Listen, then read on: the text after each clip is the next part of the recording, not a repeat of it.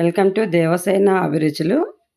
ఈరోజు మనము capsicum masala curry చేస్తున్నామండి. క్యాప్సికమ్ మసాలా కర్రీ రోటీకి, పూరీకి అన్నిటికీ బాగుంటాయండి.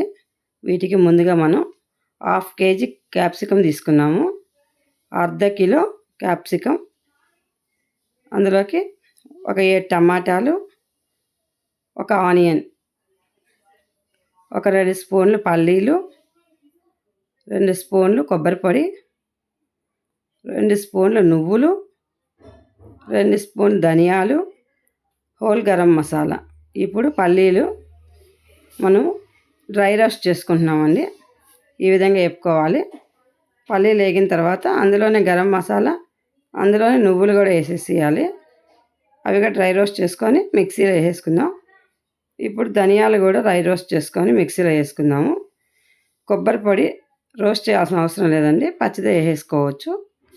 కొంచెం చింతపండు, ఒక 4 రెమ్మలు చింతపండు, ఇవన్నీ కూడా మిక్సీలో మెత్తగా పేస్ట్ చేసి పెట్టుకోవాలి.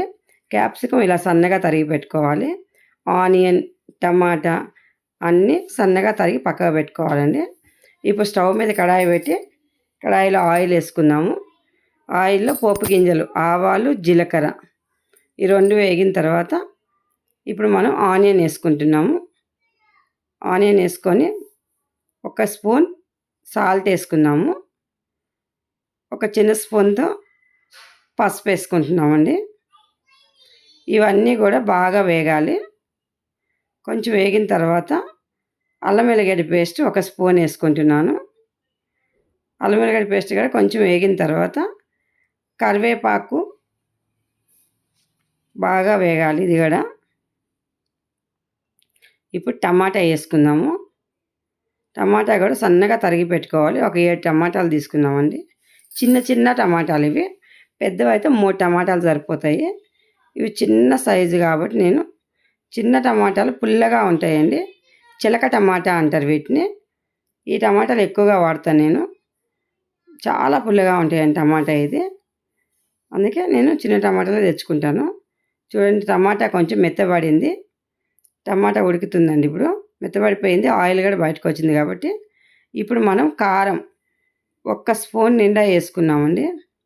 క్యాప్సికమ్ కర్రీలోకి ఎక్కువ కారం కూడా పడుతుంది, మసాలా కర్రీ కాబట్టి. కారం బాగా వేగిపోయిన తర్వాత మనం సన్నగా కట్ చేసుకున్న క్యాప్సికమ్ ముక్కలన్నీ కూడా ఇందులో వేసేసి బాగా వేపుకోవాలండి. ఈ మసాలా మొత్తం కూడా, ఈ టమాటా, ఆనియన్ ఇవన్నీ కూడా క్యాప్సికమ్ కూడా కొంచెం మగ్గేంత వరకు అన్నీ బాగా కలపాలి. కలిపి మూత పెట్టి ఈ విధంగా మగ్గే వరకు చూసుకోవాలండి. కొంచెం మగ్గింది అనుకున్న తర్వాత ఇప్పుడు మనం ఇంట్లో మసాలా వేసుకుందాము. క్యాప్సికమ్ బాగా వేగింది కాబట్టి మనం పట్టుకున్న మసాలా, పల్లీలు, నువ్వులు, ధనియాలు, హోల్ గరం మసాలా, కొబ్బరి పొడి ఇవన్నీ కూడా మిక్సీ పట్టి పెట్టుకున్నాం కదా, ఆ మసాలా మొత్తం కూడా మనం ఈ కర్రీలో వేసేసి బాగా కలిపేసేయాలి. ఎందుకంటే ఇవన్నీ డ్రై రోస్ట్ చేసుకున్నాం కాబట్టి పచ్చివాసన అనేది రాదండి. అందుకే నేను కొంచెం క్యాప్సికమ్ మగ్గిన తర్వాత వేసుకుంటున్నాను. లేదంటే ముందుగా వేసుకున్న తర్వాత అయినా మనం క్యాప్సికమ్ వేసుకోవచ్చు. నేను ఫస్ట్ క్యాప్సికమ్ కొంచెం నూనెలో వాడ్చుకున్న తర్వాతనే మసాలా వేసి చేస్తున్నానండి. ఇలా చేస్తే టేస్ట్ చాలా బాగుంటుంది. ఇప్పుడు ఒక్కసారి సాల్ట్ సరిపోయిందా లేదా చూసుకొని ఇప్పుడు వేసేసుకోండి. చూడండి, క్యాప్సికమ్ కర్రీ రెడీ అయిపోవచ్చింది. క్యాప్సికమ్ కూడా బాగా ఉడుకుతుందండి.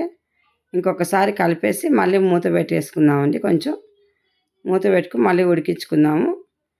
ఇవి బాగా ఉడికే వరకు ఉంచుకొని ఇప్పుడు అంతా రెడీ అయిపోయిందండి. ఇప్పుడు సర్వింగ్ బౌల్లో తీసుకుంటున్నాము. చూడండి, ఈ విధంగా సర్వింగ్ బౌల్లో తీసుకుందాం. లైక్ చేయండి, షేర్ చేయండి, సబ్స్క్రైబ్ చేయండి. కొత్తగా మా ఛానల్ చూసే వాళ్ళు ఎవరైనా ఉంటే సబ్స్క్రైబ్ చేయడం మర్చిపోకండి ప్లీజ్. సబ్స్క్రైబ్ చేస్తే పక్కనున్న బెల్ ఐకాన్ నొక్కితే మా వంటలన్నీ కూడా మీకు నోటిఫికేషన్ ద్వారా వస్తాయి. సర్వింగ్ బౌల్లో తీసేసుకున్నామండి. ఇప్పుడు సర్వ్ చేసుకున్నాము. చాలా టేస్టీగా ఉంటుందండి. పులక, చపాతి, రోటీ, పూరీలోకి దేంట్లోకైనా బాగుంటుందండి. బగారా రైస్లో కూడా చాలా బాగుంటుంది ఇది. మీరు కూడా చేసుకొని తిని చూసి ఎలా ఉందో మాకు కామెంట్స్ పెట్టడం మర్చిపోకండి. Thank you for watching.